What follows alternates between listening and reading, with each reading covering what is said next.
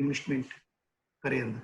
અને ડોલરની જે તમે ડિસ્કાઉન્ટની વાત કરી, તો જો એમને જે અત્યારે જે ડોલરની અફરાતફરી છે એકવાર સ્ટેબલ થશે અને પછી પરફેક્ટ આપણે આઈડિયા અથવા પરફેક્ટ આપણે કહી શકીએ. Thank you Jayeshbhai, thank you very much. Over to you Hemalbhai. Thank you Jigneshbhai. મારે એક પ્રશ્ન પ્રશાંતભાઈને પૂછવો છે. પ્રશાંતભાઈ, હવે અત્યારની જે પરિસ્થિતિ છે એમાં હોમ લોનના રેટ હજુ ઘટવાનું કંઈક આશા લાગે છે, જે લગભગ નોટબંધી વખતે 9.9% હતા અને અત્યારે લગભગ 7.15 થી 7.25 જેવા ચાલી રહ્યા છે. તો આની પરિસ્થિતિ રિયલ એસ્ટેટ માર્કેટ ઉપર શું થશે? કારણ કે અત્યારે રેસિડેન્સમાં લગભગ સમજો ને કે 3% જેવું ભાડું છે અને કોમર્શિયલમાં 4 થી 5%નું રિટર્ન મળે છે. તો એ હવે ડિફરન્સ જે છે લોકોનો લોન અને રિટર્ન ઉપરનો, કે જે રેન્ટ ભરે છે એ બહુ ઘટી ગયો છે. તો આની હવે રિયલ એસ્ટેટ માર્કેટ ઉપર શું અસર થશે? ફર્સ્ટ ઓફ ઓલ તો હેમલભાઈ, હું તમને આ જે પ્રશ્ન છે એના ઉપર આજે જ મેં એક આર્ટિકલ વાંચ્યું છે, જે કદાચ તમે પણ વાંચ્યું હશે. લોધા ગ્રુપ મુંબઈ, એમને આ પરિસ્થિતિમાં આ લોકડાઉન થયા પછી એ લોકોએ 300 યુનિટનું સેલ કર્યું છે. એમના ચીફ ઓફિસરે આજે સ્ટેટમેન્ટ આપ્યું છે કે એમને આ લોકડાઉન પીરિયડમાં 300 યુનિટનું સેલ્સ કર્યું છે. અને એનો એ મુખ્ય શ્રેય એ વાતને આપે છે કે આ લોકડાઉન પરિસ્થિતિમાં જે બેંક અને ગવર્મેન્ટે જે સપોર્ટ કર્યો છે અને જે વ્યાજ દર આજની તારીખે જે ઓછા થયા છે, તો આ વાતને એ બહુ મોટો શ્રેય આપે છે. અને હું પણ આમાં ચોક્કસપણે માનું છું કે જે આપણે લોકડાઉન પહેલાની જેટલી પણ ઇન્ક્વાયરીઝ આપણી પાસે હતી, તો હું એવું નથી માનતો કે રાતોરાત ગાયબ થઈ જવાની છે. બલકે હું એવું માનું છું કે લોકડાઉન થયા બાદ જે પણ હોમ લોન રેટ્સમાં જે પણ સુધારા આવ્યા છે, તો આ એ જે આપણી ઇન્ક્વાયરીઝ જે બધી પાઇપલાઇનમાં હતી લોકડાઉન પહેલા, તો એ લોકો માટે સૌથી સારામાં સારો અવસર છે ઘર ખરીદી કરવા માટે. અને ભવિષ્યમાં કદાચ એવું પણ બને, હું કદાચ રોંગ પણ હોઈ શકું આમાં, કે તમે એવું કહો છો કે આવતા સમયમાં હજી વ્યાજ દરનો રેટ ઓછો થશે. કદાચ બની શકે કે થશે, પણ હજી આપણે એમ વિચારીને આપણે મારા ખ્યાલથી વેઇટ કરવું એ કદાચ આપણું ખોટું ડિસિઝન પણ સાબિત થઈ શકે છે. કેમ કે જો આટલો સપોર્ટ આપણને બેંકે કર્યો છે અને આમાં સિચ્યુએશન જો નોર્મલ થતી જશે, તો પોસિબલ એ પણ છે કે બેંકો પણ ફરી પાછા પોતાના રેટ્સ રિવાઇઝ કરે. અને અત્યારે હાલની તારીખમાં જે આપણી પાસે તક છે એ કદાચ બાઇંગ માટે બેસ્ટ તક હું માનું છું. બીજી વાત આપણે કમર્શિયલની કરીએ તો ચોક્કસપણે જે આ રેટમાં ઘટાડો આવ્યો છે, તો ઇન્વેસ્ટર્સને કાયમી માટે તેના ઇન્વેસ્ટમેન્ટના વળતર સાથે નિસ્બત છે. તો આ તો સીધું દેખીતું દાખલો છે કે જે વ્યાજ દર 9%ની આસપાસ હતો અને આજની તારીખમાં 7.20 થી લઈને 8% સુધીના ઓપ્શન્સ એમની પાસે છે, તો આ એમના માટે ડાયરેક્ટ બેનિફિટ છે. અને હું એવું માનું છું કે આ બેસ્ટ ટાઈમ છે રિયલ એસ્ટેટમાં ઇન્વેસ્ટ કરવા માટે. Thank you Prashantbhai. Jigneshbhai. Thank you Hemalbhai. Or Jigneshbhai. Thank you. મારો પ્રશ્ન છે સંજયભાઈ માંગુકિયાને. ભાડાની પ્રોપર્ટી જે અત્યારે કોમર્શિયલ પ્રીમાઇસીસ છે, સંજયભાઈ તમને તમારું અનમ્યુટ કરો છો. સંજયભાઈ તમારું આવે છે? યસ, હવે ક્લિયર છે. સંજયભાઈ, હવે ભાડાની જે પ્રોપર્ટીઓ છે જે કોમર્શિયલ પ્રીમાઇસીસમાં, હવે એ કેવું છે કે ભાઈ 30 પૈસા 35 પૈસા 40 પૈસા આસપાસના રિટર્નથી બજારમાં વેચવા મુકાય છે. તો હવે આ બેંકના રેટ જે ઘટ્યા છે એનાથી આમાં આ પ્રોપર્ટીમાં ગ્રાહકોને થોડું આકર્ષણ વધશે, યા પછી જે લોકો ભાડા પર રહે છે, પ્રોપર્ટી ભાડા પર રાખે છે, તેના બદલે એ લોકો બાઇંગ કરવાનું વિચારશે, એવું ઓપોર્ચ્યુનિટી આપણે ગણી શકીએ છીએ? જિગ્નેશભાઈ, મારું એવું માનવું છે કે અત્યારે તમે કીધું એ પ્રમાણે કે ભાઈ કદાચ કોમર્શિયલ પ્રોપર્ટી ભાડે ચડેલી હોય તો 40 પૈસા 50 પૈસા જેવું જે બી આપણને રેન્ટ મળતું હોય છે, રહેણાંક પ્રોપર્ટીમાં હમણાં હેમંતભાઈ કીધું એમ 30 પૈસા જેવું રેન્ટ મળતું હોય છે. અને હમણાં જેમ ચર્ચા થઈ લાસ્ટ મુદ્દામાં કે ભાઈ બેંકના હોમ લોનના વ્યાજ ઓછા થયા છે અત્યારે, તો એ પરથી ચોક્કસ ગ્રાહક ઘર ખરીદવા માટે આકર્ષાય. અને જ્યારે આ COVID-19 પરિસ્થિતિમાં લોકોએ ફીલ કર્યું કે ઘર ઇઝ દવા છે આપણી, તો અત્યારે એક પોઝિટિવ સેન્ટિમેન્ટ છે લોકોના કે ભાઈ આપણું પોતાનું ઘર લેવાની આ સારામાં સારી તક છે. જો અત્યારે આટલો નીચો વ્યાજ દર હોય, આટલી સરસ રીતે માર્કેટમાં પોતાની ચોઈસની વસ્તુ મળતી હોય, તો હું મારા બ્રોકર ભાઈઓને જરૂર એવું કહીશ કે અત્યારે તમારે case to case, segment to segment થોડું સર્વે કરીને ગ્રાહકોને સમજાવવું પડે કે આ બહુ રાઈટ ટાઈમ છે ઘર ખરીદવા માટે, તમારું ઘરનું ઘર ખરીદવા માટે અત્યારે જ પરફેક્ટ ટાઈમ છે, તમે ખરીદી લો. હમણાં પ્રશાંતભાઈ કીધું એમ કે કદાચ કાલે ઉઠીને બેંકમાં વ્યાજમાં રેટમાં વધારો થાય તો અત્યારે પરફેક્ટ ટાઈમ છે. અને એ સિવાય ગવર્મેન્ટે રિયલ એસ્ટેટમાં એફોર્ડેબલને ઘણા વર્ષથી પ્રોત્સાહિત કરી રહી છે. ગવર્મેન્ટ જીએસટીમાં છૂટછાટ છે, કદાચ આપણે બિલ્ડર બ્રોકર ભાઈએ સમજાવવું પડે ગ્રાહકોને કે ભાઈ આ બી છૂટછાટ મળે છે, તમે લેડીઝ મેમ્બરના નામે ખરીદો તો આપણે કદાચ રજીસ્ટ્રેશન ફી બી માફ છે.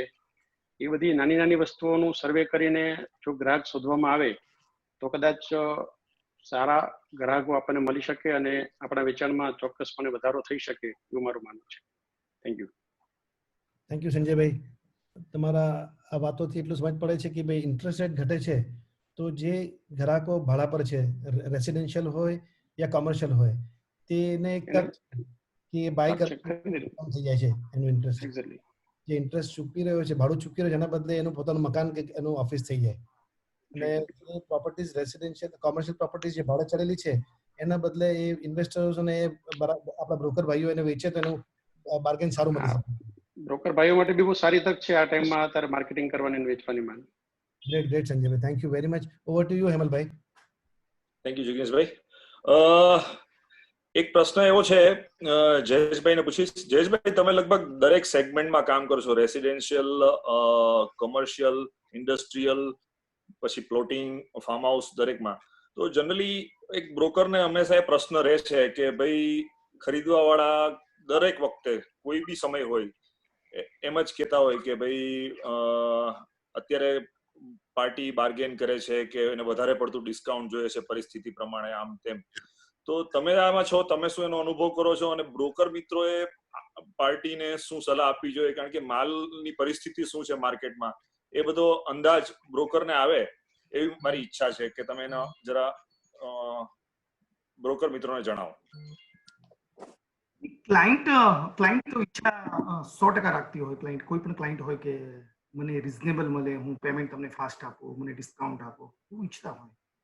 અને બ્રોકરને 100% જો સામે કોમ્પિટિશન હોય, 10 લોકો કોમ્પિટિશનમાં હોય અને સેમ પ્રોડક્ટ, सेम क्वालिटी ये सामने મળતી હોય, उसको मिलता है, समझ लो वो ब्रोकर की सेम प्रोडक्ट सेम क्वालिटी वो मिलता है तो उसको जरूर डिस्काउंट दिलाना चाहिए.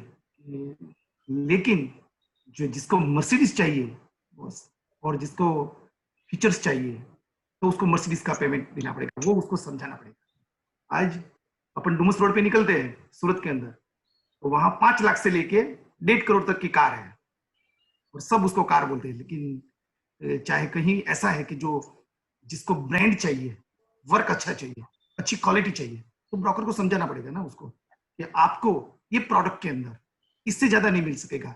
आप उसको कैश पेमेंट दो या आप वन शॉट पेमेंट दो, 1 घंटे में दो, लेकिन नहीं.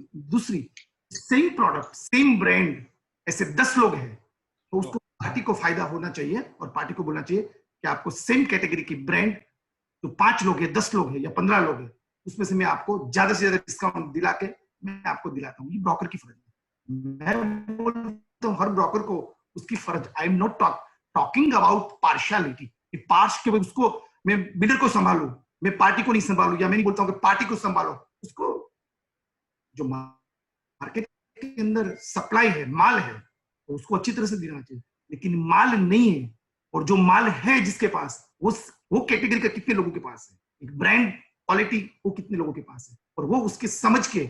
लेकिन कोई चीज आज मर्सिडीज की कंपैरिजन करके कोई स्कोडा कार दिलवा दे, समझो बोले फीचर सेम है लेकिन मर्सिडीज है, तो इस तरह से उसको मर्सिडीज के भाव में दिला रहे हैं, स्कोडा के भाव में दिला रहे हैं। तो इस तरह से ब्रोकर को समझ के प्रोडक्ट को, डेवलपर की क्या क्वालिटी है, कितने प्रोजेक्ट उसने किए हैं, और भले उसने नया प्रोजेक्ट किया है कि भाई उसने 10 बिल्डिंग या 5 बिल्डिंग, लेकिन उसकी बनाने की क्या उसकी स्टाइल है बनाने की, ऑपरेशन क्या करते हैं, वहां जो मजदूर लोग काम करते हैं, वहां इंजीनियर्स जो लोग काम करते हैं, वो इस तरह से उसको एक पैरामीटर को उसको एप्पल टू एप्पल कंपेयर करके उसको एडवाइस देनी चाहिए कि भाई यहाँ 5% ही मिलेगा, आप बोलोगे 10% तो 10% नहीं देगा, या आपको चाहिए तो ये प्रोडक्ट और ये प्रोडक्ट में इतना इतना फर्क है, तो आपको अभी स्कोडा लेनी पड़ेगी, you don't go in Mercedes, right. तो उसको ये ब्रोकर, और ब्रोकर किसको बोलते हैं? ब्रोकर वो नहीं है कि पैसा का चेक लेके जाएगा और देके आएगा और ब्रोकर की ड्यूटी पूरी हुई। ब्रोकर को मैं ब्रोकर को भी एडवाइस देता हूँ, आप समझ के लोगों को एक एक चीज को समझ के, आप प्रेजेंट सब मार्केट में सब चीज, अब 10 लाख का भी फ्लैट बिकेगा, 15 लाख का, और 10 करोड़ का भी बिकेगा, ये भी नहीं बोलता हूं कि कोई ऐसे, लेकिन उसको अच्छी तरह से समझ के उसको उसकी पार्टी के पास प्रेजेंट करना पड़ेगा, फिर पार्टी के पे छोड़ो। लेकिन आपको जिसके साथ बहुत लगाव है, कोई बिल्डर के साथ, या तो कोई आपको बिल्डर कोई अंडर टेबल कोई 1% या 2%, 4%, वॉट एवर प्लस माइनस देता है आपके सेल्फ के लिए, मैं बोलता हूं पार्टी मतलब इन्वेस्टर, यूजर, या तो किसी को भी वो चीज नहीं करनी था। और कोई न तो कोई वो बिल्डर भी बोले, समझो मैं क्यों भी नहीं बोले, वो नहीं अपने को ना, अपने को 2 चीज है बॉस। आपको पता चल गया ना, कोविड एक वायरस ने पूरे विश्व को हिला दिया ना बॉस। तो भगवान में ताकत है, तो हम वो चीज को समझ के चलना है कि अपने ऊपर वाले को देखना है, जहां ईमानदारी और नैतिकता होगी बॉस, वहां भगवान छोटे से बड़ा बना सकता है। और अपने को क्षणिक मजा आएगी, किसी के आंख में धूल झोंक के 5 लाख 50 लाख 5 करोड़ हमने पा लिया, लेकिन एंड ऑफ द डे ये अपने को भुगतना पड़ेगा बॉस। कर्म किसी को नहीं छोड़ेगा। इसके लिए मैं तो सबको बोलता हूँ, ईमानदार, हाँ हो सकता है आगे पीछे 5 दिन पहले 5 दिन लेट, बट अपनी ईमानदारी के अंदर फर्क नहीं आना चाहिए।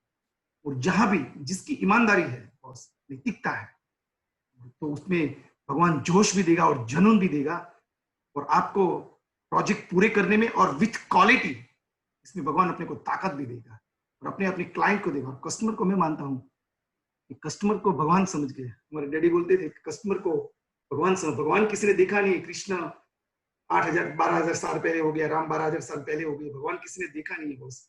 जिससे हम माल बेचते हैं उसमें कमाता है, मेरा पेट भरता है, मेरे एम्प्लॉय का पेट भरता है, वो मेरे भगवान है बॉस। कस्टमर के साथ अपने को चीट नहीं करनी, उन्हें तो चीट सिखाना है।